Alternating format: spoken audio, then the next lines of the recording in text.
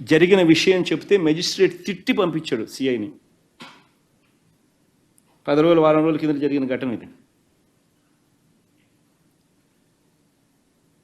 రాష్ట్రంలో ఈ మాదిరిగా పరిస్థితులు ఉన్నాయి. రామ్ గోపాల్ అంత చూసినాం. వీళ్ళ సినిమాలు తీస్తే తప్పులా? వీళ్ళేం సినిమా తీసినప్పుడు వివేకం అని వీళ్ళ సినిమాలు తీస్తే తప్పులా? వీళ్ళు ఏం చేసినా వీళ్ళు ఐటీడీపీ ద్వారా ఇష్టం వచ్చినట్టుగా వీళ్ళని రన్ చేసినా నష్టంలా, తప్పులా? వీళ్ళు ఎవరి మీద ఏ రకమైన మాట్లాడినా తప్పులా?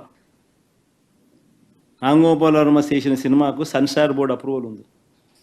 సెన్సార్ బోర్డుకు పోయింది, సెన్సార్ బోర్డు అప్రూవల్ వచ్చింది. అప్రూవల్ వచ్చినాకనే రిలీజ్ చేసినాడు. సో మళ్ళీ ఆయన సెన్సార్ బోర్డు అప్రూవల్ వచ్చిన తర్వాత నువ్వు రిలీజ్ చేసిన సినిమాకులో ఆయన సినిమా తీయడం తప్పు అన్నట్టుగా నువ్వు ఆయన మీద కేసులు పెడితే, ఆయన నువ్వు పిలిపించే కార్యక్రమం చేస్తూ ఉంటే, ఆయన నువ్వు అరెస్ట్ చేయాలని ప్రయత్నం చేస్తూ ఉంటే ఇల్లీగల్ డిటెన్షన్ కాదా ఇది? సెన్సార్ బోర్డులు ఎందుకు ఉన్నాయి? సెన్సార్ బోర్డు అప్రూవల్ వచ్చిన తర్వాత నువ్వు చేస్తూ ఉండేది ఏంది? మళ్ళీ ఫిలిం ప్రమోషన్ అంటావు. నీకు నచ్చిన వాళ్ళని మాత్రం ప్రమోట్ చేస్తే ఫిలిం ప్రమోషన్, మిగతా వాడు ఎవడైనా కానీ నీకు వ్యతిరేకంగా సినిమా తీసినా, ఏమాత్రం వ్యతిరేకత ఉన్నా కేసులు పెట్టడం, అరెస్టులు చేయాలని ప్రయత్నం చేయడం, ఇది రాష్ట్రంలో జరుగుతూ ఉన్న పరిస్థితి. మా చంద్రయ్యనే ఉన్నాడు, మా చంద్ర మీద కూడా ఎమ్మెల్యే చంద్ర మీద కూడా ఇల్లీగల్ కేసులు, సోషల్ మీడియా. నీ మీద కేసు ఏం చంద్ర? రాష్ట్రంలో ప్యాకాట్ జరుగుతూ ఉందని చెప్పి ఆయన నియోజకవర్గం ఉదాహరణగా చూపిస్తూ, ఆయన నియోజకవర్గంలో ఉన్న ప్యాకాట క్లబ్బులు ఇక్కడ జరుగుతూ ఉన్నాయని చెప్పి ఆయన పోస్ట్ పెట్టినందుకు ఆయన మీద కేసు.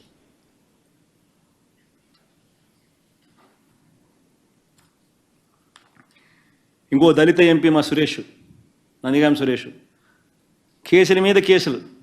తెలుగుదేశం పార్టీ ఆఫీస్ మీద ఆయన దాడి చేసినాడు. ఆయన పాపం ఆయన దాడి చేయలే, పాపం ఆయన ఫోన్ కూడా పోలే, ఆయన ఊళ్ళో కూడా లేడప్పుడు.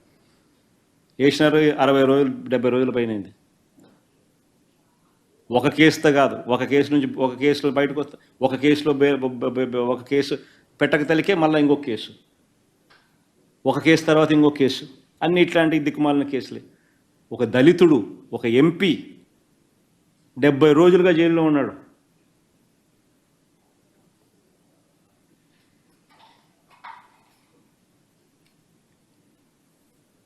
ఇంకొక దళిత ఎమ్మెల్యే చంద్ర, ఇంకొక దళిత ఎమ్మెల్యే తనకు నియోజకవర్గంలో ప్యాకాట జరుగుతూ ఉంది, పలానా చోట జరుగుతూ ఉందని చెప్పినందుకు కేసు. ఇంకొక దళిత ఎమ్మెల్యే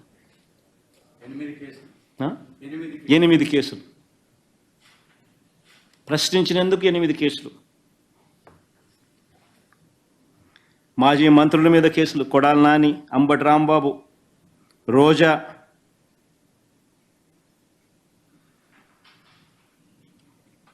నిజంగా అసలు రాష్ట్రంలో ఈ మాదిరిగా ఒక తప్పుడు సాంప్రదాయానికి నాంది పలుకుతా ఉన్నాడు చంద్రబాబు.